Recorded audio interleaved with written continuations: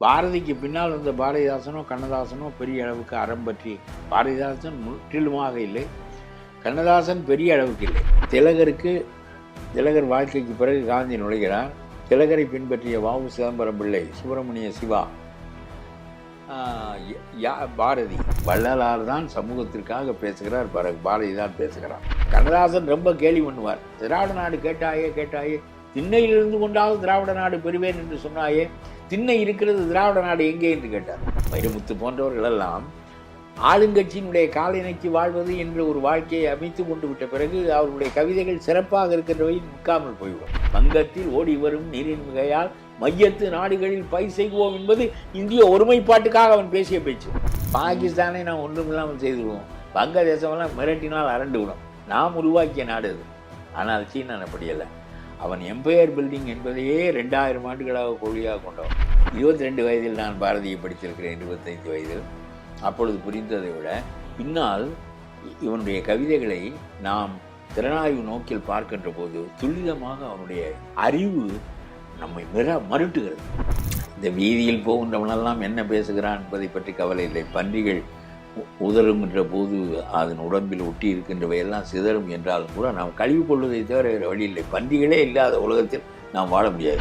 அவர்கள் வாழ்கின்ற வாழ்க்கை முறையினாலே தான் உயர்வு தாழ்வு பாராட்டப்பட வேண்டும். ஆகவே கக்கன் ஒரு அந்தனர் என்று நான் ஒரு கட்டுரை எழுதினேன். கடவுளை நான் கண்ணால் காண எனக்கு முன்னால் வந்து நின்றால், உங்களுக்கு முன்னால் நின்றால் என்ன செய்வீர்கள் என்று கேட்டார். ஒத்துக்கொண்டு விட்டுட்டோம். கடவுளுக்கு ராமசாமி பெரியாருக்கு தன்னை மெய்ப்பித்துக் கொள்ள வேண்டும் என்ற கட்டாயம்.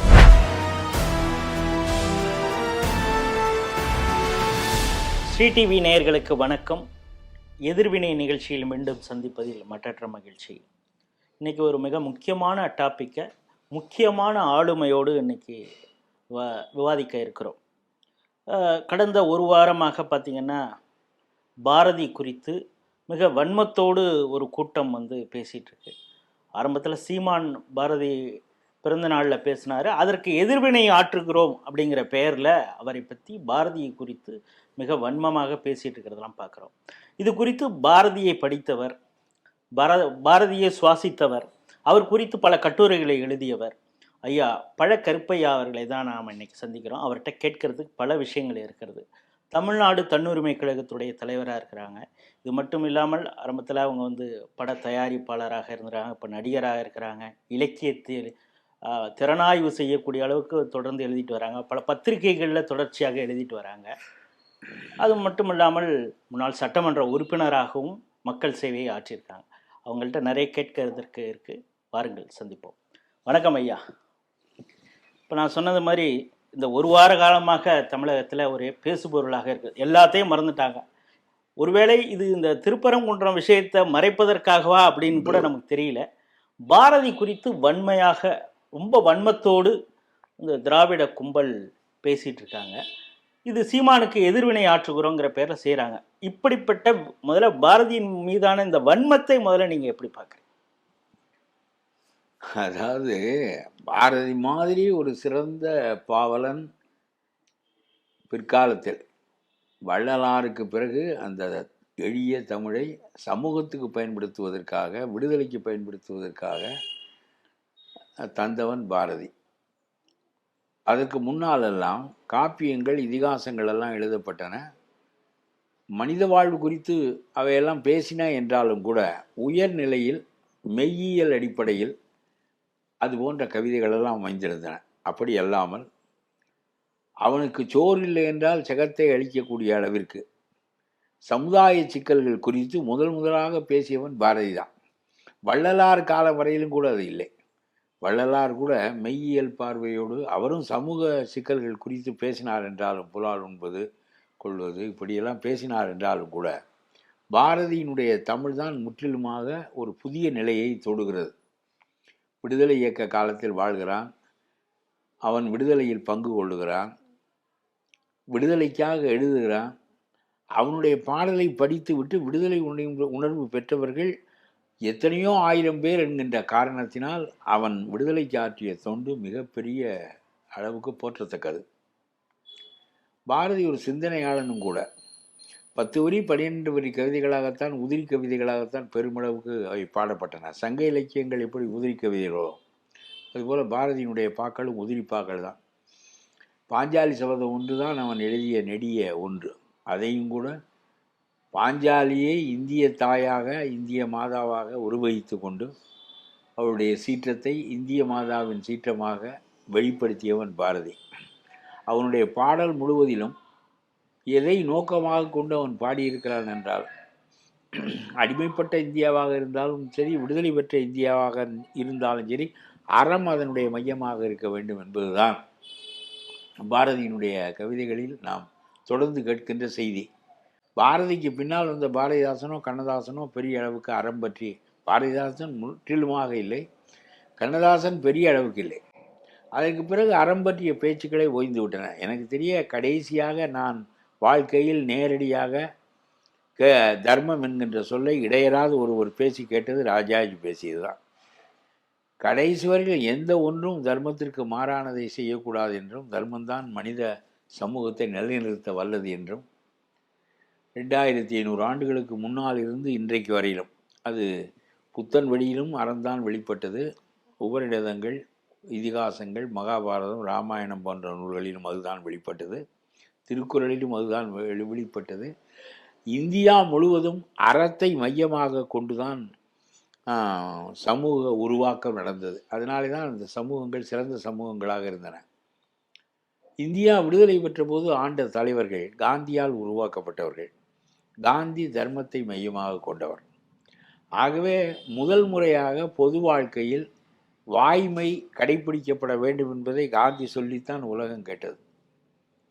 ரெண்டாவது, அதுவரையிலும் உலகம் முழுவதும் நடந்த புரட்சிகள், போராட்டங்கள் அத்தனையும் வன்முறை சார்ந்தவையாக இருந்தபோது வன்முறை சாரா போராட்டத்தின் வழியே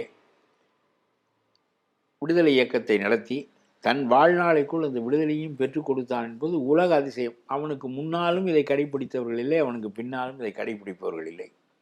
நான் பல சமயங்களில் நினைப்பேன், ஈழம் 30 ஆண்டுகள் போராடியதே, வாழ் எடுத்து துப்பாக்கி எடுத்து பீரங்கிகளையெல்லாம் வைத்து கொண்டு கூட போராடியதே, 30 ஆண்டுகளுக்கு பிறகு அதைவிட வலிமையான சக்தி, வலிமை மிகுந்த இந்தியா உள்ளே நுழைந்த போது, அவர்கள் அந்த அரசுக்கு துணையான போது இந்த போராட்டம் அழிந்து விட்டதே. காந்தி வெறுங்கையால் வெள்ளைக்காரனை விரட்டி விட்டாரே, வெறுங்கையால். கத்தி இல்லை, ரத்தம் இல்லை, யுத்தம் இல்லை, ஒன்றும் இல்லை. இதற்கு முந்திய இந்த சிந்தனையும் இல்லை. இதை அடையாளம் கண்டு கொண்டவன் பாரதி தான். திலகர் மிகச்சிறந்த மகான். திலகர் போராட்டத்தில் ஈடுபட்டவர். மாந்தலே சிறையில், பர்மாவில் 6 ஆண்டுகள் சிறையில் இருந்தவர். அதாவது அவருக்கு சிறை தண்டனை விதிக்கப்படுகிறது. பர்மாவில் உள்ள மாந்தலையில் 6 ஆண்டு காலம் சிறை தண்டனை விதிக்கப்படுகிறது. அவரை போலீஸ் வேனில் ஏற்றுக்கொண்டு கோர்ட்டை விட்டு வெளியே வருகிறார்கள். ஒரு 30 அடி திரும்புவதற்குள் திலகர் தூங்கிவிட்டார். அவ்வளவு அவர்களெல்லாம் நிஷ்காமிய கர்மம் என்று சொல்லுவார்கள். ஏனென்றால் கீதையின் அடிப்படையில் அவர்களெல்லாம் தங்களுடைய வாழ்க்கையை உருவாக்கி கொண்டவர்கள். கீதை சில இடங்களில் நாம் மாறுபட்ட கருத்துக்கள் கீதையோடு கொள்கிறோம் என்றாலும் அதனுடைய மைய செய்தி மிகச்சிறந்த செய்தி. அது ஒரு புதுமையான செய்தியும் கூட. பலனை எதிர்பார்க்காதே அதை என்னிடம் விட்டுவிடு, நிஷ்காமிய கர்மம், ஒரு பயனையும் கருதாமல் பணியாற்றுவது என்கின்ற சொற்றொடரே புதியது. அதை காந்தி மேற்கொண்டார், ராஜாஜி மேற்கொண்டார், பாரதி கீதைக்கு உரை எழுதினார், கண்ணதாசன் கூட எழுதியிருக்கிறார். எல்லாரும் பாரதி கீதைக்கு உரை எழுதுவதை தன்னுடைய வாழ்க்கையில் மிகச்சிறந்த பணியாக கொண்டு வந்திருக்கான். ஆகவே திலகர் வாழ்க்கைக்கு பிறகு காந்தி நுழைகிறார். திலகரை பின்பற்றிய வ.உ. சிதம்பரம் பிள்ளை, சுப்பிரமணிய சிவா, பாரதி எல்லாரும் திலகரை பின்பற்றியவர்கள், அவரை மகான் என்று நினைத்தவர்கள். என்றாலும் கூட எண்ட் ஜஸ்டிஃபைஸ் த மீன்ஸ் என்பது திலகருடைய கொள்கை. அடைகின்ற இலக்குத்தான் நமக்கு முக்கியமே தவிர இலக்கு அதற்குரிய மார்க்கத்தை தேர்ந்தெடுத்துக் கொள்ளும். மார்க்கம் தூயதாக இருக்க வேண்டும் என்பது முக்கியமில்லை, இலக்கை அடைய வேண்டும் என்பதுதான் முக்கியம். விடுதலை தான் இலக்கு. அதை எந்த வகையாலும் அடைவோம் என்று சொல்லி வன்முறையில் அடைவது பிழையில்லை என்கின்ற கருத்தை போஸ் கொண்டிருந்தது போல திலகரும் கொண்டிருந்தார். அதை வ.உ. சிதம்பரம் பிள்ளை சுப்பிரமணிய சிவா, பாரதி எல்லோரும் பின்பற்றியவர்கள். ஆனால் காந்தியினுடைய நுழைவு அதிர வைக்கிறது இந்தியாவை. வெறுங்கையால், கத்தி வேண்டாம், யுத்தம் வேண்டாம், ஒன்று வேண்டாம், வாய்மை வேண்டும், பொது வாழ்க்கைக்கு நேர்மை வேண்டும், பிறரை துன்புறுத்தாமல் நாம் அத்தனை பேரும் ஒன்று கூடி திரண்டு நின்றால் ஹிட்லரால் கூட நம்மை ஆள முடியாது என்று தெளிவாக பேசினார். அந்த கருத்து அறியப்படாத கருத்து. சிவில் டிசொபீடியன்ஸ், சத்தியாகிரகம். அவன் அடித்தால் பெற்றுக்கொள், அவன் சிறையில் வைத்தால் இரு. ஒரு மணமகன் முதல் இரவு அன்று மணமகளை நோக்கி அந்த அறைக்குள் நுழைகின்ற விருப்பத்தோடு நீ சிறைக்கு போகின்ற உன்னுடைய விருப்பமும் அமைய வேண்டும் என்று காந்தி பேசுகிறார். இதை பாரதிக்கு மட்டும்தான் அடையாளம் காண தெரிகிறது. வ.உ. சிதம்பரம் பிள்ளை அதை அறிய தவறிவிட்டார். வ.உ. சிதம்பரம் பிள்ளைக்கு மேலான ஒரு தியாகி உலகத்தில் கிடையாது. ஏனென்றால் செக்கெடுத்தவர் அவர். வக்கீல் தொழிலை விட்டு மற்றவற்றை விட்டு பெரும் துயரத்துக்குள்ளாகி வறுமையில் நைந்து கடைசியில் மடிந்து போனார். அவருக்கு தான் 2 ஆயுள் தண்டனை விதித்தான் ஒரு வெள்ளைக்கார நீதிபதி. ஒரு மனிதனுக்கு ஒரு ஆயுள் தான் இருக்கிறது, ஆனால் 2 ஆயுள் தண்டனை விதித்தான். அவ்வளவு பெரிய தியாகி வ.உ. சிதம்பரம் பிள்ளை காந்தியினுடைய அரசியலை ஏற்றுக்கொள்ளவில்லை. காந்தியோடு சேர்ந்து அவர் செயல்படவில்லை. இங்கிருந்து காங்கிரஸ் மாநாட்டிற்கு, காந்தி பேசுகிற மாநாட்டிற்கு ரயிலில் போய் இது ஒன்றும் தேராது என்று சொல்லிவிட்டு பாதி வழியிலே திரும்பி தமிழ்நாட்டுக்கு வந்து விட்டார். பிறகு அவர் அந்த காங்கிரஸோடு உள்ள தொடர்பை துண்டித்து கொண்டு விட்டார். இது ஆகிற காரியமில்லை, வீணாக போகிறது. இதுவரையும் நாம் போராடிய போராட்டங்கள், இதை முன்னெடுத்து சென்ற விதம் அத்தனையும் பாழ்பட்டு போகிறது. காந்தி வேடிக்கையாக விளையாட்டாக பேசி கொண்டிருக்கிறார் என்று வ.உ. சிதம்பரம் பிள்ளை கருதினார். நிகரற்ற தியாகி அவர்தான், தமிழ்நாட்டினுடைய தலையாய மனிதனாக போற்றப்பட வேண்டியவர். அவர் அப்படி கருதினார்.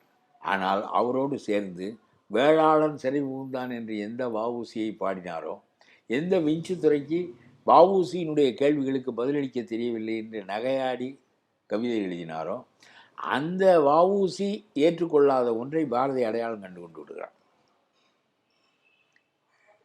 விடுதலை தவறிக்கெட்டு பாழ்பட்டு நின்றதாமோர் பாரத தேசம் தன்னை வாழ்விக்க வந்த காந்தி மகாத்மா நீ வாழ்க வாழ்க என்று தன்னுடைய வாழ்க்கையின் கடைசி பகுதியில் எழுதிவிட்டு போய்விட்டான். தர்மத்தின் வழியிலே ஒரு விடுதலை நடக்கும் என்கின்ற நிலை வந்தது. விடுதலையோ திண்ணமே என்று பேசுகிறான். விடுதலையோ திண்ணமே. நீங்கள் ஐயுறலாம், வெறுங்கையால் எப்படி வெள்ளைக்காரனை விரட்ட முடியும் என்று நீங்கள் ஐயுறலாம், ஆனால் விடுதலையோ திண்ணமே. தர்மத்தின்படி இந்த போராட்டம் நடக்கிறது. இதுவரையிலும் பாரதி திலகரோடு இருந்த கால வரையிலும், வ.உ.சியோடு இருந்த கால வரையிலும் தர்மம் என்பது சமூகத்தின் மையம் என்று கொண்டிருந்தாலும், தன்மனித வாழ்க்கையின் எல்லாம் என்று கொண்டிருந்தாலும், ஒரு விடுதலை இயக்கத்தை தர்மத்தின் வழியிலே நடத்த முடியும் என்பதை பாரதி அறிந்திருக்கவில்லை. புதிய சூத்திரத்தை கண்டறிந்து விட்டான் இந்த காந்தி என்று பலபட பாராட்டுகிறான் காந்தியை. பிறகு விடுதலை உறுதியாக கிடைக்கும், தர்மத்தின் வாழ்வு தன்னை சூது கவ்வும், தர்மம் மறுபடியும் வெல்லும் என்று பாஞ்சாலி சபதத்தில் பேசுவான். தர்மத்தின் வாழ்வதனை சூது கவ்வும். வெள்ளைக்காரன் நம்முடைய நாட்டை கடைபிடித்த, நம்முடைய நாட்டை அடிமைப்படுத்தியது அந்த வகையிலே தான். ஆனால் விடுதலை பெறுவோம் என்று பாரதி பேசுகிறான். பாரதியைப் போல ஒரு சிறந்த சிந்தனையாளன், கவிஞன் சிந்தனையாளனாக இருப்பதில்லை. பெரும்பாலும் அவர்கள் பாக்களில் அழகு இருக்கும், நயம் இருக்கும். அதுவும் இடைக்கால பாடல்களெல்லாம் ரொம்ப சுமாரானவை. 13ஆம் நூற்றாண்டுக்கு பிறகு, சித்தர்கள் காலத்திற்கு பிறகு தனிப்பாடல்கள் என்று வந்த பாடல்கள் எல்லாம் தாதி தூதோ தீது, தத்தை தூதோ தாது, தீது தூதி தூதத்து இதத்தூததே, தீத்தித்தோதி திதி என்று இந்த மாதிரி தானாவில் பாடுவது, தூணாவில் பாடுவது, நின்று கொண்டு பாடுவது, படுத்து கொண்டு பாடுவது என்பதெல்லாம் மனிதனை மாற்றியமைப்பதற்காக பாடல் என்கின்ற பழைய கால நிலைகளெல்லாம் போய் இவர்களுடைய இந்த ஒரு ஒரு உச்சி கம்பியில் நின்று கொண்டு பாடுவது என்று இவர்களெல்லாம் பெரிய எக்ஸசைஸாக ஆக்கி விட்டார்கள் இந்த கவிதைகளை. அதற்கு பிறகு வள்ளலார் தான் சமூகத்திற்காக பேசுகிறார், பாரதி தான் பேசுகிறான். விரிந்த சமூக விடுதலை பேசுகிறான், பெண் விடுதலை பேசுகிறான், நாட்டு விடுதலை பேசுகிறான், எல்லாமும் பேசுகிறான். எல்லாவற்றிலும் ஒரு தீர்க்கமான போக்கு இருக்கிறது. நான் ஒன்று சொல்கிறேன், இவர்கள் பேசுவதையெல்லாம் விட்டுவிடுங்கள். அவர்களெல்லாம் அது ஊட்டப்பட்ட கருத்துக்களை வெவ்வேறு வகையாக துப்புகிறவர்கள். அவர்கள் தன் சிந்தனையில் பேசுகின்றவர்கள் இல்லை. ஒரு மனித வாழ்வு பிறருக்காக உரியது என்றால், தன்னை மட்டும் சாராதது என்றால் அவன் போற்றத்தக்கவன். ஒவ்வொருவனுக்கும் ஒரு வகையான கொள்கை இருக்கும். அவனவன் கொள்கைக்கு தன்னலம் பாராட்டாமல் பணிபுரிகின்றானா என்பதுதான் மிக முக்கியமானது. அதுவும் இந்த நாடு விடுதலை பெற்றால் மட்டும் போதாது, அது அறம் சார்ந்து வாழ வேண்டும் என்ற கோட்பாடு உடைய பாரதி காந்தியிடம் மையல் கொண்டது இயற்கையானது. அவன் எவ்வளவு யாரும் பேசாததை பேசுகிறான் பாருங்கள். அவன் சொல்லுகிறான், இந்தியா விடுதலை அடையப் போகிறது, காந்தி விடுதலை பெற்று தடுத்து விடுவார் என்று அவனுக்கு எண்ணம் வந்து விட்டது. அதுவரையிலும் விடுதலைக்கு போராடுவோம் என்று சொல்லிக் கொண்டதும் விடுதலை அடைந்து விட்டோம் என்று பாடிவிட்டான். ஆனந்த சுதந்திரம் அடைந்து விட்டோம் என்று ஆடுவோமே பள்ளு பாடுவோமே என்று 1920 அவன் இறந்து போகிறான். 2021 காந்தி அப்பொழுதுதான் நுழைந்திருக்கிறார். 19 நுழைகிறார். 2021 அவர் அந்த சுராஜ்ய போராட்டங்களை கையில் எடுத்து விட்டார். அப்பொழுது மடிந்து போகின்ற பாரதி விடுதலை பெற்று விட்டோம் என்று சொல்லி அவன் பாடுகிறான் என்றால், காந்தி வந்து விட்டார், விடுதலை பெறுவது முடிவாகிவிட்டது. இதில் என்ன புலியினுடைய வாயில் சிக்கிய இறையை அதனிடமிருந்து பறிக்கப்பட முடியாதது போல காந்தியினுடைய தலைமையில் விடுதலை அடைந்தே இந்த நாடு தீரும். ஆகவே அதை பாராட்டி விட்டு போனான். ஆனால் அவனுக்கு ஒரு பலவிதமாக சிந்தித்திருக்கிறான் என்பதற்காக சொல்கிறேன். அவன் ஒரு பத்திரிகையாளன், பெரும் படிப்பாளி, வேதம், இதிகாசம், தமிழ் இலக்கியம் எல்லாவற்றையும் படித்தவன். ஆகவே அவனுடைய சிந்தனையில் ஒரு கூர்மை இருந்தது. இந்தியா இதெல்லாம் அவர்கள் சிந்தித்து பார்க்க வேண்டும். இந்தியா ஏன் ஒருமை பெற்ற? இந்தியா வெள்ளைக்காரனால் ஆளப்பட்டது, வெள்ளைக்காரனால் ஒருங்கிணைக்கப்பட்டது. இந்தியா எப்பொழுதும் ஒரு நாடாக இருந்ததில்லை. தமிழ்நாடு பல ஊராக இருக்கும், வங்கம் பல ஊராக இருக்கும், மராத்தியம் பல ஊராக இருக்கும். இப்படி பல ஊர்களெல்லாம் துப்பாக்கி முனையில் ஒன்றுபடுத்தி விட்டான் வெள்ளைக்காரன். ஆப்கானிஸ்தான் வரையிலும், பாகிஸ்தான் வரையிலும், வங்கதேசம் வரையிலும் தன்னுடைய நாட்டில் சேர்த்து விட்டான். பர்மா உள்ளடங்கி இருந்தது, இலங்கை உள்ளடங்கி இருந்தது. இப்படி ஒரு பெரிய ஒரு கண்டம் முழுவதையும் ஆளுகின்ற ஒரு கூட்டமாக வெள்ளைக்கார கூட்டம் அந்த துப்பாக்கியை அதற்கு கருவியாக வைத்து கொண்டு இவ்வளவு பெரிய நாட்டை அடிமைப்படுத்தியது. இவன் ஒரு நாள் போவான். ஏனென்றால் காந்தி தலைமை ஏற்று விட்டார், விடுதலையை பெற்று விடுவோம். ஒரு நாள் இவன் போய் விடுவான். போய் விடுகின்ற போது இது பல வகையான மக்கள் ஒரு மூட்டையாக கட்டி வைக்கப்பட்டிருக்கிறார்கள் இந்தியாவில். ஆகவே இந்த கயிறு உருவப்பட்டு விட்டால் இந்த மூட்டைகளில் உள்ள பொருள்கள் சிதறிவிடும். தனித்தனியானவை, அவை ஒன்று சேர்ந்த ஒரு இந்தியாவாக இருக்க வாய்ப்பில்லாமல் போய்விடக்கூடும் என்று பாரதி சிந்திக்கின்றான்.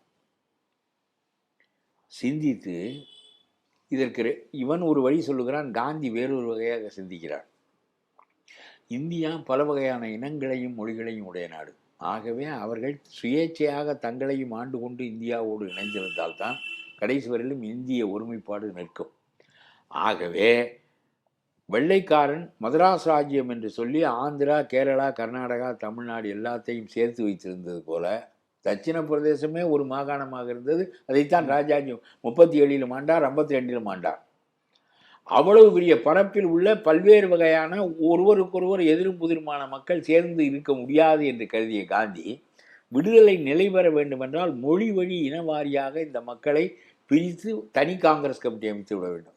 அவர் தட்சிண பிரதேச காங்கிரஸ் கமிட்டி இருந்தபோது மதராஸ் ராஜ்ய கமிட்டி என்று வைக்காமல் Tamil Nadu Congress committee, Karnataka Congress committee, Kerala Congress committee என்று பிரித்து விட்டார். விடுதலை அடைந்த பிறகு இந்த நாடு இப்படித்தான் இருக்கும், நீங்கள் பயப்பட வேண்டாம், உங்களுடைய உரிமையை, மொழியை, இன ஈடுபாட்டை இழந்து விட வேண்டிய நிலை ஏற்படும் என்று நீங்கள் அஞ்ச வேண்டாம், நீங்கள் தனித்தும் இருங்கள், இந்தியாவோடு இணைந்தும் இருங்கள், ஆனால் இந்திய ஒருமைப்பாடு இன்றியமையாது என்ற அடிப்படையில் இவர்களுக்கு அந்த சிந்தனையே ஏற்படாமல் செய்துவிட்டால், அந்த சிந்தனை ஏற்பட்டது தோற்றுவிட்டது. திராவிட நாடு என்ற பெயரால் ஏற்பட்டது தோற்றுவிட்டதற்கு காரணம் காந்தியினுடைய மாபெரும் சிந்தனை தான். அதாவது மொழி வழி இனங்களை பிரித்து அவர்களுக்கு மாநிலங்களை ஆள கொடுத்து விட்ட பிறகு அவனுக்கு ஒரு இடைஞ்சலும் இல்லை. கூடுதல் பலத்திற்கு அவன் மையத்தை சார்ந்திருக்க போகிறான், இந்தியாவை சார்ந்திருக்க போகிறான். பெரும் நிலப்பரப்பு முழுவதும் ஒரு நாடாக யாருடைய அனுமதியும் இல்லாமல் சென்று வரப்போகிறான். எங்கும் வாழலாம், எங்கும் வணிகம் செய்யலாம், எல்லாவற்றுக்கும் எங்கும் வாக்குரிமை பெறலாம், எல்லா உரிமையும் உண்டு. நம்முடைய நாட்டிலே நம்முடைய மொழியின் அடிப்படையிலே, பண்பாட்டின் அடிப்படையிலே வாழவும் உரிமை உண்டு. மராத்தியனுக்கு, ஒரியனுக்கு, வங்காளிக்கு, தமிழனுக்கு எல்லாருக்கும் உண்டு. ரொம்ப சிறந்த சிந்தனை. அதனாலே தான் அண்ணா வெற்றி பெற முடியவில்லை. திராவிட நாடு வெற்றி பெற முடியாமல் போனதற்கு காரணம், கண்ணதாசன் ரொம்ப கேலி பண்ணுவார். திராவிட நாடு கேட்டாயே கேட்டாயே, திண்ணையில் இருந்து கொண்டாவது திராவிட நாடு பெறுவேன் என்று சொன்னாயே, திண்ணை இருக்கிறது, திராவிட நாடு எங்கே என்று கேட்டார். திண்ணையிலே காண்பேன் திராவிட நாடு என்றாயே, திண்ணையிலே காண திராவிட நாடு என்ன தொன்னையிலே நெய்யா, சோற்று புலிக்குழம்பா, போட்டு விளையாடுகிற சீட்டு விளையாட்டா, சிறுபிள்ளை தனவில்லையா என்று கேட்டார் அண்ணாவை பார்த்து கண்ணதாசன். அவன்தான் கவிஞன். பாரதியோ பாரதிதாசனோ கண்ணதாசனோ யாருக்காகவும் யோசிக்கிறவர்கள் இல்லை. அதனால்தான் அவர்கள் நிற்கிறார்கள், மற்றவர்கள் நிற்காமல் போய்விட்டார்கள். வைரமுத்து போன்றவர்களெல்லாம் ஆளுங்கட்சியினுடைய காலினைக்கு வாழ்வது என்ற ஒரு வாழ்க்கையை அமைத்து கொண்டு விட்ட பிறகு அவர்களுடைய கவிதைகள் சிறப்பாக இருக்கின்றவை நிற்காமல் போய்விடும். ஏனென்றால் ஒரு பொதுநோக்குடைய கவிதைகளாக அவை இல்லாமல் போய்விடுகின்றன. ஒரு குறிப்பிட்ட ஒரு தப்பான ஒரு அசுரனுக்கு ஆட்பட்ட தேவகுருவை போல, அவனுக்கும் பிராமணன் தான் குரு, அவனுக்கும் ஒரு குரு அசுரனுக்கு. அவன் நம்ம மாபலி யோசனை சொல்றான் பாருங்க, வந்திருக்கிறவன் குள்ளே இல்லைடா, வந்திருக்கவன் திருமால் பார்த்துக்க சொன்னவன் இவன் தானே. குரு தன்னுடைய சீடனுக்கு ஆற்ற வேண்டிய கடமையை ஆட்டினான். அவன் அதுக்கு மேல என்ன, அவனே என்னிடம் வந்து கேட்கின்ற நிலைமையும் நான் தருகின்ற நிலைமையும் இருக்குமானால் இதை விட பிறப்பிற்கு வேற என்னடா வேண்டும் என்று கேட்டான். அதனால்தான் மாவலி பெரிய மனிதனாகிவிட்டான், பெரிய மனிதனாகிவிட்டான். அதனால எதற்கு சொல்கிறேன் என்றால், ரொம்ப இந்த நாட்டில அதே மாதிரி பாரதி சிந்திக்கின்றான் காந்தியை போல. இந்த நாடு ஒருமைப்பட்டிருக்க வேண்டும் என்றால் இந்த நாட்டில் என்னென்ன கேள்விகள் எழும்பும், இந்தியா எப்படி சிதறும் என்று யோசித்து, இந்த இந்தியா ஒன்றாக இருப்பதனால் பல நன்மைகள் இருக்கின்றன என்று சொல்லுகின்றான். 3 சொல்லுகின்றான். இது இந்திய ஒருமைப்பாட்டால் தான் இந்த நன்மை நமக்கு விளையும், தனியாக இருப்பதால் விளையாது என்று சொல்லிவிட்டு, வங்கத்தில் ஓடி வரும் நீரின் மிகையால் மையத்து நாடுகளில் பயிர் செய்வோம். இது இந்தியாவில் தாண்டா, வடநாட்டில் தான் உயிரோட்டம் உள்ள நதிகள் இருக்கின்றன, அவை வீணாக கடலில் கலக்கின்றன. அவற்றை நாம் மைய நாடுகளுக்கெல்லாம் இழுத்து வருவோம், அங்கேயெல்லாம் விவசாயம் செய்வோம். என்னுடைய நாடு என்னுடைய பகுதி என்று ஓடை போன்ற ஆறுகளை வைத்து கொண்டு நீங்கள் போராடுவதை விட, கர்நாடகத்துக்காரனை எதிர்பார்த்து கொண்டு வாழ்வதை விட, எல்லா நதிகளும் இந்தியா முழுவதும் இணைக்கப்படுகின்ற நிலைமை ஏற்படுகின்ற போது இந்தியா வளம் பெறும். இது ஒரு பெரிய நாடாக இருக்கின்ற போது அது என்னுடைய நாட்டின் ஒரு பகுதி தான் அது என்று நீ நினைக்கின்ற போதுதான் இது நிகழும். ஆகவே இந்திய ஒருமைப்பாடு இன்றியமையாதது என்று இந்தியா சிதறி போய்விடக்கூடாது என்பதற்கான கருத்தை சொல்கிறார். வங்கத்தில் ஓடி வரும் நீரின் மிகையால் மையத்து நாடுகளில் பயிர் செய்வோம் என்பது இந்திய ஒருமைப்பாட்டுக்காக அவன் பேசிய பேச்சு. இந்த கேள்வி எழுகின்ற இவர்கள் எழுப்பவே இல்லை. அதனால்தான் இந்தியா நிற்கிறது. நான் சொல்கிறேன், காந்தியினாலும் பாரதி வைத்த விடைகளினாலும் இந்தியா நிற்கிறது. 1. 2வது சொல்லுவேன், ஏண்டா சந்தை சார்ந்த உலகம் தான் இது. அந்த சந்தை சார்ந்த உலகம் விரிவாக இருப்பது ரொம்ப சிறந்தது இல்லையா? கங்கை நதிப்புறத்து கோதுமை பண்டம் காவிரி வெற்றி வைக்க மாறுகொள்வோம். விரிந்த சந்தை, we need a wide market, we will have it என்று தெளிவாக பேசுகிறார். 3வது, ஒரு பெரிய நாடாக இருந்தால் வலிமையாக இருக்கலாம், சீனனை எதிர்கொள்ளலாமே. சீனத்தராய் விடுவாரோ என்று பேசியவர். என்றைக்கும் சீனா தான் நம்முடைய எதிரி. பாகிஸ்தானை நாம் ஒன்றும் இல்லாமல் செய்துவிடுவோம், வங்கதேசமெல்லாம் மிரட்டினால் அரண்டு விடும். நாம் உருவாக்கிய நாடு அது. ஆனால் சீனன் அப்படி அல்ல. அவன் எம்பையர் பில்டிங் என்பதையே 2000 ஆண்டுகளாக கொள்கையாக கொண்டவன். ஒரே அரசு, ஒரே மொழி, ஒரே இனம், அந்த ஒரு அரசனுக்கு கட்டுப்படாதவனெல்லாம் உயிர் துறக்க வேண்டும் என்கின்ற அந்த போக்கிலேயே வந்தவர்கள். ஒரு போக்கு, அங்கே பல போக்கு கிடையாது. நம்முடைய நாடு சின்னமாக இருந்தாலும் பல நோக்கு உண்டு, பல பார்வைகள் உண்டு. என்ன, அதனாலே பாரதி இவ்வளவு சிந்தித்திருக்கிறானே. ஒரு நாடு ஒருமைப்பட்டிருக்க என்ன, இந்தியா ஏன் சேர்ந்திருக்க வேண்டும் என்றால் இந்த நன்மைகள் எல்லாம் இந்தியா சேர்ந்திருப்பதினாலே தான் கிடைக்கும். ஆகவே இந்தியா சேர்ந்திருக்க வேண்டும் என்று சொல்வதற்கு அந்த காலத்திலே இவன் நினைத்தான். அதை இன்றைக்கும் கூட பாரதியை படிக்கின்றவர்கள் புரிந்து கொள்வதில்லை. பாரதி வந்தே மாதரம் என்று பாடினான் என்றுதான் சொல்லி விட்டு போவார்களே தவிர, பாரதி இவ்வளவு நுட்பமாக he stood for integration of India என்று பல பேர் அதை சிந்திப்பதில்லை. எனக்கு இதை பார்த்தபோது, எனக்கு 22 வயதில் நான் பாரதியை படித்திருக்கிறேன், 25 வயதில். அப்பொழுது புரிந்ததை விட பின்னால் இவனுடைய கவிதைகளை நாம் திறனாய்வு நோக்கில் பார்க்கின்ற போது துல்லிதமாக அவனுடைய அறிவு நம்மை மருட்டுகிறது. இந்த வீதியில் போகின்றவனெல்லாம் என்ன பேசுகிறான் என்பதை பற்றி கவலை இல்லை. பன்றிகள் உதறுகின்ற போது அதன் உடம்பில் ஒட்டி இருக்கின்றவையெல்லாம் சிதறும் என்றாலும் கூட நாம் கழுவி கொள்வதை தவிர வேறு வழி இல்லை. பன்றிகளே இல்லாத உலகத்தில் நாம் வாழ முடியாது. அதனாலே அது ஒரு பெரிய சிக்கல் இல்லை. அறிவு கொண்டு பேச வேண்டும். சும்மா அவன் நல்லோர் பெரியோர் என்னும் காலம் வந்ததே, கெட்ட நயவஞ்சகக்காரருக்கு நாசம் வந்ததே என்று சொல்கிறான். ஜாதியவா உயர்த்தி பேசுகிறான். இந்த நாட்டின் அடிப்படையை வாழ்க்கை முறையாக தர்மம் இருக்க வேண்டும், அறம் இருக்க வேண்டும் என்று பேசுகிறான். அறங்கள் நடத்துவள் தாய் 60 கோடி தடக்கைகளாலும் அறங்கள் நடத்துவள் தாய். அந்த தாய் அதிகாரம் பெற்று ஹிட்லர் ஆண்ட ஜெர்மனி போல மற்ற நாடுகளை விழுங்குவதற்காக வந்தவள் இல்லை. கற்றை சடைமதி வைத்த துறவியை கைது விடுவாள் அந்த தாய். ஒரு துறவியை தொழுவாள். ஆதிக்கக்காரனுக்கும் செல்வம் மிகுந்தவன் செல்வாக்கு மிகுந்தவனுக்கும் அவள் ஆட்பட மாட்டாள். துறவிக்கு ஆட்படுவாள். என்ன சிந்தனை! எவ்வளவு மாறுபட்ட ஒரு நாட்டை உருவாக்குவதற்கு அவன் முயலுகிறான். இந்தியா விடுதலை பெற்றதா சிறப்பு? விடுதலை பெற்ற இந்தியா இந்திய தாய் என்று அவன் சொல்லுகிறான். கற்றை துறவியை கைதொழுவாள், ஆனால் வல்லமை மிக்கவனுக்கும் கார்ப்பரேட் நிறுவனங்களுக்கும் அவள் ஆட்பட மாட்டாள். அதுதானே கருத்து.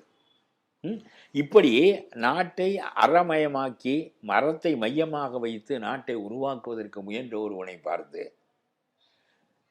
அவ்வை சொன்னாலே சாதி இரண்டொழிய வேறில்லை என்றே தமிழ் மகள் சொல்லிய சொல் அமிழ்தம் என்போம்.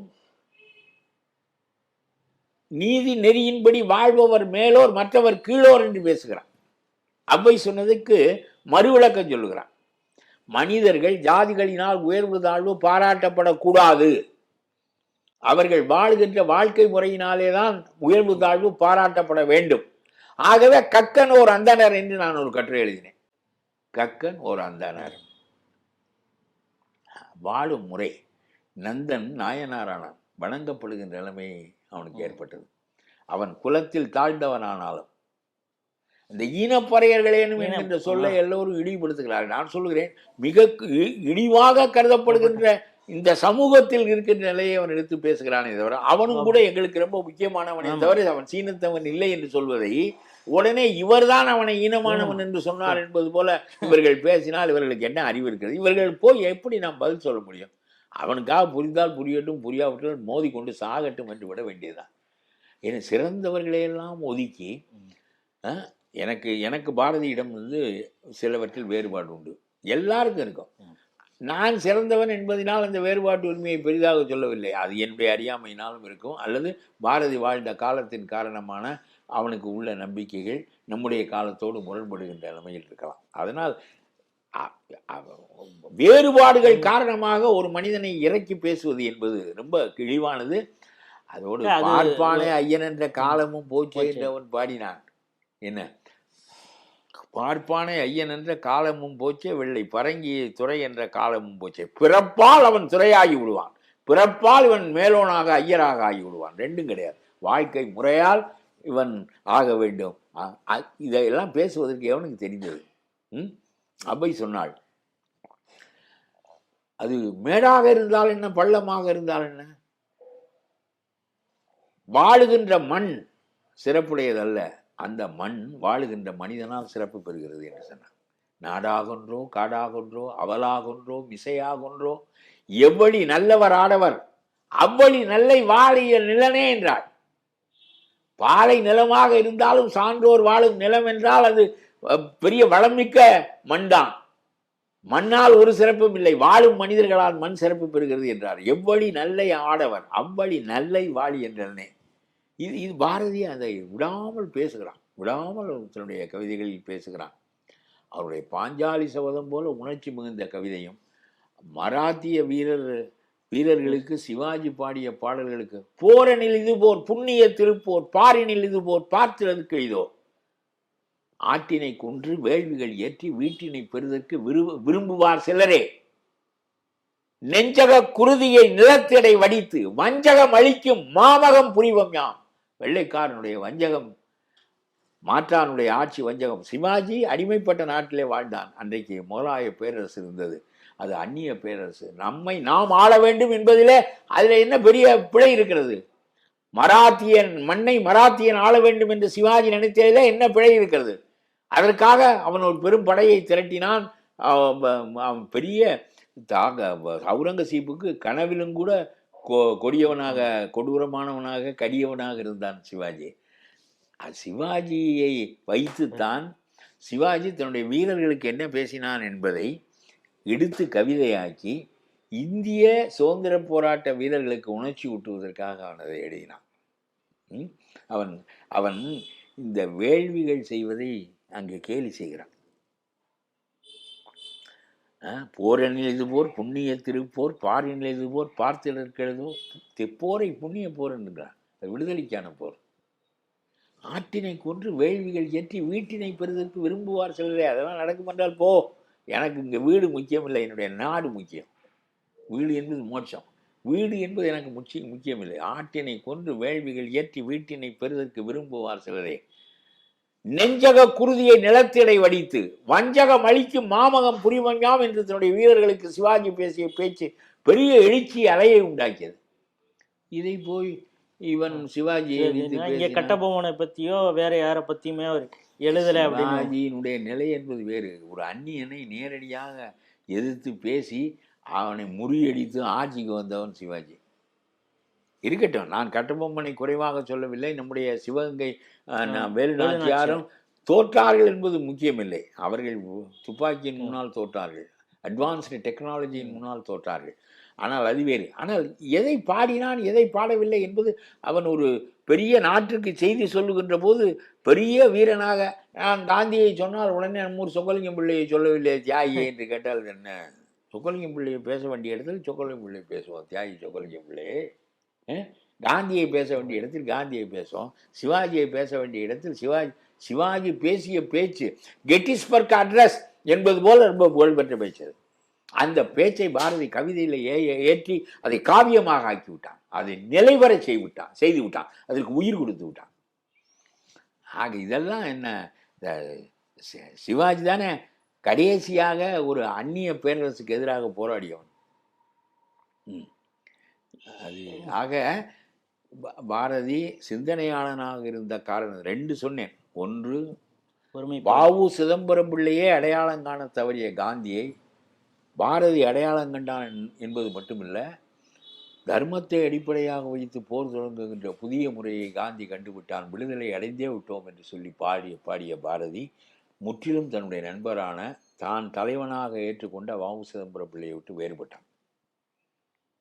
ஒன்று, இந்திய ஒருமைப்பாட்டுக்கான காரணங்களை புதிய கோணங்களில் சிந்தித்து அவன் பேசினான் என்பது. ரெண்டு, எந்த பாடலிலும் எந்த ஒன்றிலும் தர்மத்தை மையமாக வைத்துத்தான் அவன் பேசினான். வாழுகின்ற முறையால் மனிதர்கள் மதிக்கப்பட வேண்டுமே தவிர உயர் ஜாதி தாழ் ஜாதி என்பதனால் மதிக்கப்படுகின்ற நிலை கூடாது என்பதுதான் பாரதி பாட்டினுடைய செய்தியே. ஆக அந்த பாரதியை இவர்களுக்கு புரிந்து கொள்ள முடியும் என்று எனக்கு தோன்றவில்லை. இன்னொரு குற்றச்சாட்டு என்ன சொல்லலாம், அவர் வங்க பிரிவினை பற்றிலாம் பேசுகிறாரு. அதன் மூலமாக அவர் இப்பொழுது இருக்கக்கூடிய சங்கிகள் எப்படி முஸ்லீம்களுக்கு எதிராக ஒரு கருத்தை விதைக்கிறார்களோ அந்த கருத்தை அவர் அந்த காலத்திலேயே அவர் விதைத்து வெளியிடுங்கள். பேசியவன் எவனாக இருந்தாலும் அவன் ஒரு முழு முட்டாள், உண்மையை திரித்து மாறாக பேசுகிறான் என்று நான் சொல்லுகிறேன். பாரதி எதன் பக்கம் நின்றான் என்றால், இந்துக்களும் முஸ்லிம்களும் பிளவுபடக்கூடாது, இந்திய நாட்டை எங்களை வாழும் மக்களாகிய எங்களை பிளவுபடுத்துவதற்கு நீ யார் என்று கேட்டான் பாரதி. திலகர் கேட்டார், அன்றைய சுதந்திர போராட்ட வீரர்கள் கேட்டார்கள். 1970 மேற்கு வங்கத்தில் முஸ்லீம்கள் ரொம்ப அதிகம், அது முஸ்லீம்கள் ஆண்ட பகுதி. இன்றைக்கும் மம்தா பானர்ஜி ஜெயிப்பதற்கு ஒரு காரணம், இந்த ஸ்டாலின் ஜெயிப்பதற்கு ஒரு காரணம், இங்கே 7% ஓட்டை வைத்துக்கொண்டு இவர் ஓட்டுகிறார்.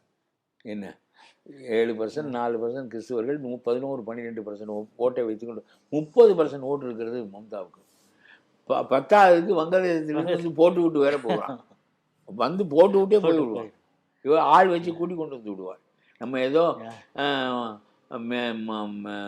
மதுரையில் இருக்கிறவன் மேலூரில் இருக்கிறவனை வண்டியை வச்சு கூட்டி கொண்டு வருவது போல மம்தா வங்கதேசத்துக்காரன் எல்லாம் முஸ்லீம்கள் எல்லாம் அப்துல் வகாப் ரஹீம் என்று தான் இருக்கும். எவனையும் வங்கதேசத்து முஸ்லீமுக்கு தான் அதான் பேர், சவுதி அரேபியா முஸ்லீமுக்கு அதான் பேர், இங்கேயும் அதான் பேர். அதனால் கூட்டி கொண்டு வந்து ஓட்டு அங்கே தான் பாருங்கள், 30% முஸ்லீம்களை வைத்து கொண்டு 10% ஓட்டை மட்டும் தான் பெற்று ஆட்சிக்கு வருகிறார் மம்தா. ஒரு வாத்தியார் வேலைக்கு 25 லட்சம் ரூபாய் வாங்குவார், 25,000 பேரை போடுவார். இத்தனை கோடி பேரும் லஞ்சம் கொடுத்து தகுதியற்றவன், தேராதவன், வாத்தியார் வேலைக்குரிய பரீட்சையை எழுதாதவன் எல்லாம் வந்து விட்டான் என்று சொல்லி ஒரு நீதிமன்றம் இவர்கள் அத்தனை பேரும் நீக்கப்பட வேண்டும் வேலையை விட்டு என்று 25,000 பேர் நீக்கிவிட்டது. ஒவ்வொருவனும் 25 லட்சத்தையும் இழந்து வாத்தியார் வேலையும் இழந்து விட்டான். சரியா? மம்தாவினுடைய ஊழலுக்கு துணை போய். இதை அடுத்து வந்த சுப்ரீம் கோர்ட் பேரளவுக்கு இவ்வளவு மக்களையும் நாம் வீட்டுக்கு போக சொன்னால் அவர்கள் என்ன ஆவார்கள், 25,000 பேரின் வாழ்க்கை, அவருடைய குடும்பம் என்ன ஆகும், ஆகவே அது அவர்கள் வேலை நிலை பெறட்டும் என்று சொன்னவுடன் அதற்கு பெரிய பாராட்டு தெரிவிக்கிறார் மம்தா. ஏன்? இனிமேல் அந்த பணத்தை அவன் திருப்பி கேட்க மாட்டான். இல்லாவிட்டால் அவன் வந்து வீட்டில் உட்காந்துடுவான். ஒன்று எனக்கு வேலை தான், இல்லாவிட்டால் நான் கொடுத்த பணத்தை தான், நான் வீட்டை அடமானம் வைத்து நகை அடமானம் வைத்து உனக்கு பணம் கொடுத்தேன் என்று கேட்பான். இப்பொழுது அவர் விடுதலை ஆகிவிட்டார். ஆனால் இந்த நீதியில் நான் என்ன நினைக்கிறேன் என்றால், பேரளவுக்கு ஒன்று நடந்தால் அது நீதியாலும் கூட தள்ளப்பட முடியாது என்கின்ற நிலை ஏற்படுமானால் நீதி நிற்காது. சொந்த மகனையே தேர்க்காதிட்ட மண்நீதி சோழனுடைய நீதி தான் நீதியே தவிர, தன்னையே கொண்டு கொண்ட நெடுஞ்செழியனுடைய நீதி தான் நீதியே தவிர, வல்வினை வளைத்த கோலை செல்வினை நீக்கி வல்வினை வளைத்த கோலை மன்னவன் செல்லுயிர் நீக்கி செங்கோலாக்கியது என்று இளங்கோடி எழுதுவார். அதாவது பொற்கொல்லன் சொல்லை கேட்டு கோவலனை கொன்று விட்டான். அந்த கோல் படக்கென்று வளைந்து விட்டது. செங்கோல் நிமிர்ந்து நின்ற செங்கோல் வளைந்து விட்டது. ஆகா, தவறு செய்து விட்டோமே, பொற்கொல்லன் சொல்லை கேட்டு நாம் பிழை இழைத்து விட்டோமே, ஒரு மனித உயிரை ஒரு அநியாயமாக ஒரு மனிதனை கொண்டு விட்டோமே என்று சொல்லி என்னுடைய உயிர் போகட்டும், திருடியவள் கோவலன் இல்லை, திருடியவன் நான் தான். கண்ணகியினுடைய சிலம்பை அரியணை அரண்மனையில் வைத்திருந்தது நான் தான். ஆகவே யானோ அரசன் யானே கல்வன் என்று சொல்லிவிட்டு அவன் சாகுறான். செத்தபோது தர்மதேவதை மதுரை தெய்வம் சொல்லுகிறது, அவன் ரொம்ப நேர்மையான மன்னன், அவன் பார் வினை அவனுக்கு அப்படி திருப்பி சொல்லி அவன் சாக வேண்டும் என்று இருந்தது வினை. கோவலன் சாக வேண்டும் என்பது வினை. அந்த வினை சோழனை சாகடித்தது. நிரபராதியான கோவலனை மன்னவனுடைய உயிரை போக்கியது. மன்னவன் நீதி வளைந்து விட்டதே என் காரணமாக என்று சொல்லி தன்னுடைய உயிரை போக்கி கொண்டு விட்டான்.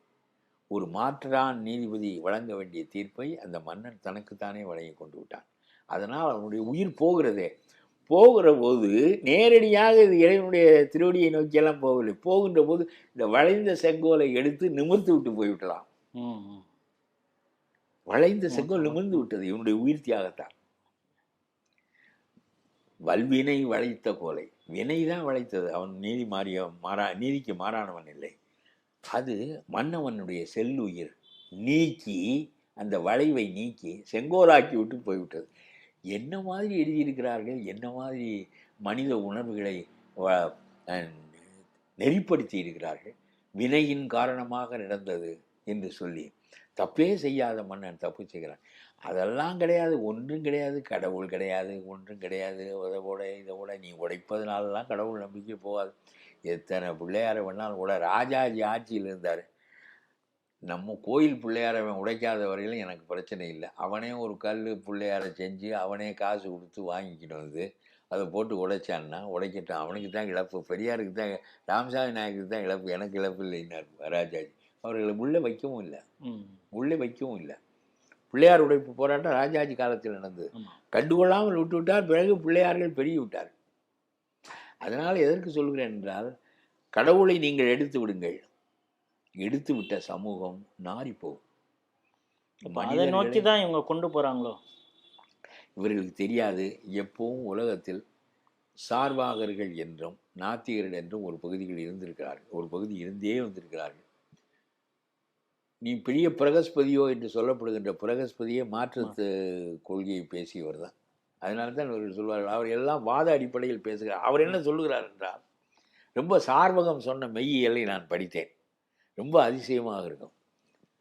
இவா வினை என்று ஒன்றும் கிடையாது, அது தண்டிக்கும் என்று ஒன்றும் கிடையாது, கடவுள் என்று ஒருவரும் கிடையாது, அவர் எல்லாவற்றையும் பார்த்து கொண்டிருக்கிறார் என்றெல்லாம் ஒன்றும் கிடையாது. நாம் பிறந்தோம், அதற்கான காரணங்கள் நமக்கு தெரியாது, ஆராய வேண்டாம், உன்னுடைய அறிவுக்கு அப்பாற்பட்டது. உலகத்திலேயே எதெல்லாம் இன்பமோ அதையெல்லாம் பெற்றுவிட்டு சாக வேண்டும். உலகத்தில் ரொம்ப இன்பமானது உண்பது, பசிக்கும் போது உண்பது. அதில் நெய் விட்டு உண். நெய் என்னிடம் இல்லையே என்றால் கடன் வாங்கியாவது நெய்யை ஊற்றி உண்ணுங்கிறேன் சார்வகன். அவனுடைய தத்துவம் இது. கடன் வாங்கியாவது நெய்யை உண். நெய்க்கு மீறிய சுவை எதிலும் கிடையாது. அதனால் வாங்கிய கடனை கொடுப்பதை பற்றி அப்புறம் பேசலாம். கடன் வாங்கியாவது நெய்யை உண். உலகத்திலேயே ரொம்ப சிறந்த இன்பம் பெண் வழியாக வருகின்ற இன்பம் தான். அந்த இன்பத்தை விடாமல் நுகரு. என்ன கடன் வாங்குவது, கொடுப்பது, கொடுக்காமல் போவது, அது பாவம் என்பது அதெல்லாம் ஒன்றும் கிடையாது. வாழுகின்ற காலம் வரையிலும் எல்லா சுகங்களையும், இந்த உடல் ரீதியான எல்லா சுகங்களையும் அடைந்து விட்டு போக வேண்டும் என்பதுதான் சார்வகம். அது உயிரெங்கும் செல்வதில்லை, உடல் பிரிகிறது. இவ்வளவுதான் அவனுடைய. ஆனால் அந்த சமூகம் எதை உருவாக்கும்? கடன் வாங்கியாவது நெய்யை உண்ணு, கடன் கொடுப்பதை பற்றி பிறகு பார்த்து கொள்ளலாம். இது என்ன சமூகம்? இதுக்கு என்ன ஒரு தத்துவம்? நான் கண்ணால் காணவில்லை. பெரியார் சொன்னார், கடவுளை நான் கண்ணால் காண, எனக்கு முன்னால் வந்து நின்றால், உங்களுக்கு முன்னால் நின்றால் என்ன செய்வீர்கள் என்று கேட்டார். ஒத்துக்கொண்டு விட்டு போவேன். கடவுளுக்கு ராமசாமி பெரியாருக்கு தன்னை மெய்ப்பித்துக் கொள்ள வேண்டும் என்ற கட்டாயமெல்லாம் இல்லை. அவன் யாருக்கும் மெய்ப்பித்துக் கொண்டதில்லை. உன்னுடைய அறிவு கொண்டு என்னை அறிய முடியும் என்றால் ஒழுங்கான வாழ்க்கை வாழ்ந்து இந்த பிறப்பிலிருந்து விடுபடு.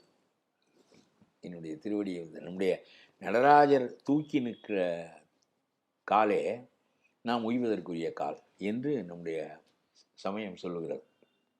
தூக்கிய திருவடி, அது குஞ்சித பாதம் என்று பெயர். வடமொழியில் குஞ்சித பாதம் என்றும் தமிழில் தூக்கிய திருவடி என்று சொல்வார்கள். அவர் தூக்கி நிற்கின்ற காலை இடது காலால் காட்டுவார். மடையா எங்கெங்கோ பார்த்து கொண்டிருக்கிறாயே, நீ உய்ய வேண்டிய இடம், இறுதியில் சேர வேண்டிய இடம் அந்த திருவடி, இடது திருவடி, தூக்கிய திருவடி என்று தன்னுடைய காலால் ஆடிக்கொண்டே காட்டுவார். இப்படியெல்லாம் அமைத்திருக்கிறார்கள் பாருங்கள், இப்படியெல்லாம் அமைத்திருக்கிறார்கள். இந்த நடனத்தை மிகவும் கேவலமாக பேசியவர் தான் இப்போ பாரதியும் ரொம்ப அசிங்கமாக பேசிக்கொண்டு இருக்கு. அதெல்லாம் பேசுவார்கள், எதை வேண்டுமானாலும் பேசுவார்கள், எதை வேண்டுமானாலும் பேசுவார்கள். அதே மாதிரி பாரதியார் வந்து இந்த பாண்டிச்சேரிக்கு அவர் இங்கேருந்து ஷிஃப்ட் ஆகி போகிறதே இந்த விடுதலை போராட்ட காலத்தில் அவர் வந்து பிரிட்டிஷ் போலீஸை கண்டு அஞ்சி நடுங்கினார். அதே போல் அவருக்கு மாசேதுங் போன்ற புரட்சியாளர்களும் ஒளிந்து கொண்டு தான் சண்டையிட்டார்கள்.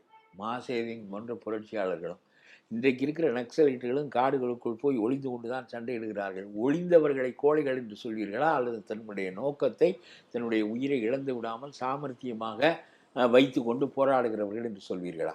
பாரதி அங்கே போய் விடுதலை கொள்கையை விட்டுவிட்டான் என்று சொன்னால் பாரதி ஒரு தொடை நடுங்கி, இங்கே சிறை வைக்கப்படுவோம், வஉசி வைக்கப்பட்டு விட்டார் என்பதை கண்டு அஞ்சி இவர் ஓடினார். ஓடிய பிறகு சாப்பிடுவதே கொள்கையாக கொண்டு இங்கே ஆசிரமத்தில் வாழ்ந்தார் என்று சொன்னால் நீ சொல்வதை நான் ஒப்புவேன். அங்கேயும் போய் அவன் இவர்களுக்கு உணர்ச்சி ஊட்டுவதற்கு தான் எழுதினான், உயிரூட்டுவதற்கு தான் எழுதினான், விடுதலைக்கு தான் எழுதினான். ஒரு நக்சலைட் ஒளிந்து கொண்டு போராடுவது வீரமாக்கும். பாரதி இவனுடைய கைக்கு அகப்படாமல் வேறொரு மண்ணில் இருந்து கொண்டு இந்த பணியை செய்வது என்பது அஞ்சி நடுங்குகிற கோழைத்தனமா? இவனுடைய அறிவையெல்லாம் இவர்களுக்கெல்லாம் நாம் பதில் சொல்ல வேண்டியதாக இருக்கிறது என்பதுதான் இதில் பெரிய கொடுமை. உங்களுக்கு சொல்லுகிறேன். அதே போல் பாரதி ஒவ்வொரு காலகட்டத்தில் முரண்பாடாக பல கவிதைகளை எழுதியிருக்கிறார். எல்லா இதுலேயும் முரண்பாடுகள் இருக்கும். என்ன முரண்பாடு எனக்கு தெரியவில்லை. முரண்பாடுகள் என்பது காலம் செல்ல செல்ல நாம் கொண்டிருந்த ஒரு கருத்தை தள்ளிவிட்டு இன்னும் உயரிய கருத்துக்கு போவோம். என்ன பெரிய ரிஷிகள் ஞானிகளெல்லாம் இறுதி கட்டத்தில் தான் அந்த நிலையை அடைந்திருப்பார்கள், 20 வயதிலேயே அடைந்திருக்க மாட்டார்கள். அப்பொழுது ஒன்று சொல்லியிருப்பார்கள், அதுக்கு அது மாறாக இருந்திருக்கும். ஆக முரண்பாடுகளிலே தான் வளர்ச்சியே இருக்கிறது. என்ன முரண் என்று அவர்கள் சொல்கிறார்கள் என்று எனக்கு தெரியவில்லை. அவனுடைய வாழ்க்கை நோக்கம் விடுதலைக்காக பாடுபடுவது. அந்த விடுதலை கொள்கையில் அவன் எந்த விதத்திலும் மாறுபடவில்லை, முரண்படவில்லை, பிறழவில்லை. அவனுடைய வாழ்க்கை நோக்கம் தன்னுடைய கவிதையை, தன்னுடைய தொண்டை எல்லாவற்றுக்கும் அறவழியில் இந்த மனித சமூகத்தை உருவாக்குவது. அந்த நிலையில் அவன் மாறுபடவில்லை. வேறு ஏதாவது ஒன்று அவன் திலகரை நம்புகின்ற போது எண்ட் ஜஸ்டிஃபைஸ் த மீன்ஸ் என்று நம்பினான்.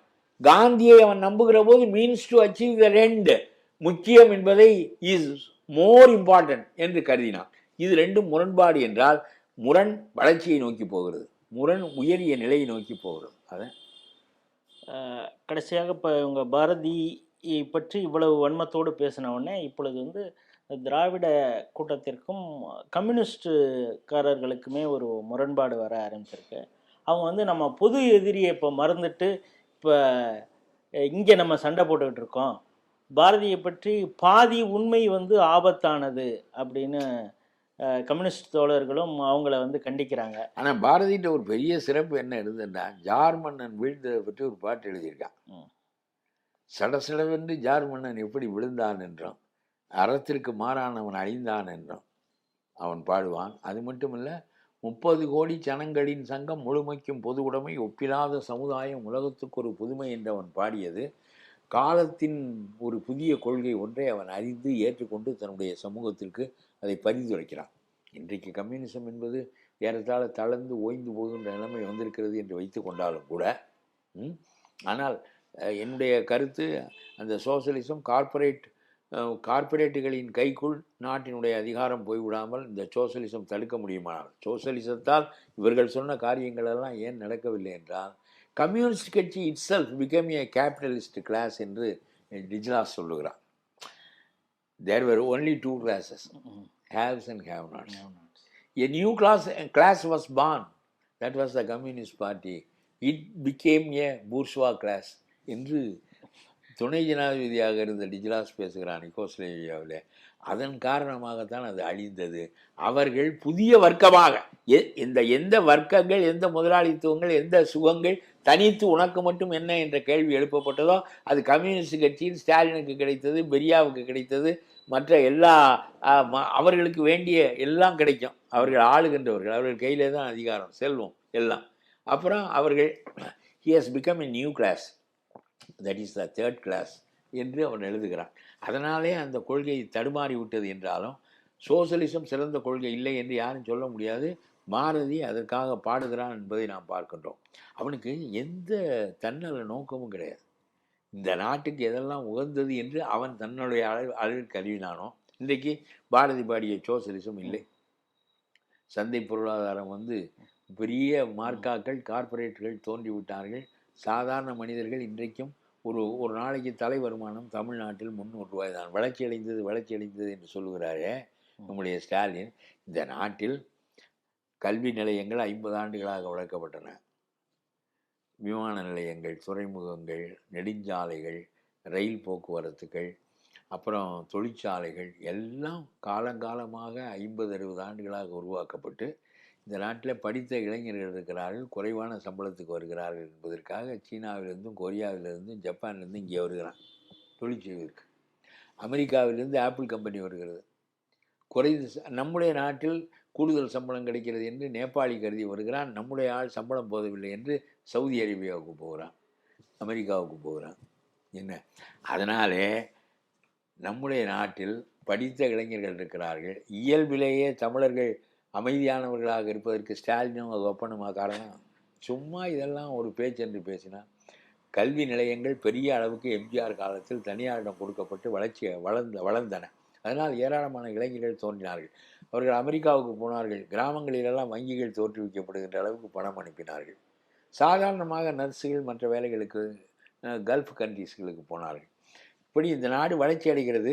இவர் 4 ஆண்டுகளில் இவர் சுரண்டிய சுரண்டல் தான் பெரிய கேடே தவிர என்னால் தான் வளர்ச்சி அடைந்தது என்று இவர் சொல்வாரே. ஆனால் என்ன, விவசாயிக்கு மாதம் 6000 ரூபாய் மோடி அனுப்புகிறார், வருஷத்துக்கு 6000 ரூபாய் அனுப்புகிறார். உரங்கள் மானியமாக வழங்கப்படுகின்றன. இத்தனை இன்ஃப்ராஸ்ட்ரக்சரும் தமிழ்நாட்டில் வளர்ந்ததுக்கு மத்திய அரசாங்கம் காரணம். இந்த அரசாங்கம் மட்டுமில்லை, எல்லா அரசாங்கங்களும் காரணம். அதையெல்லாம் விட்டு என்னால் வளர்ந்தது, என்னால் வளர்ச்சி அடைந்தது, என்னால் நீ போன பிறகு இதை விட கூடுதலாக வளர்ச்சி அடையும், அப்பொழுது நான் தூக்கா போட்டுக் கொள்வாய். இதெல்லாம் என்ன பேச்சு? இவர்களுக்கு பேசி பேசி ஓய்ந்து விட்டது மனம். ஏனென்றால் எவனோ ஒரு அறிவுடையவன் பிறண்டு சிந்திக்கின்றான் என்றால் அவனுடைய புரட்சியான சிந்தனையை நிமிர்க்க நாம் பேசலாம்.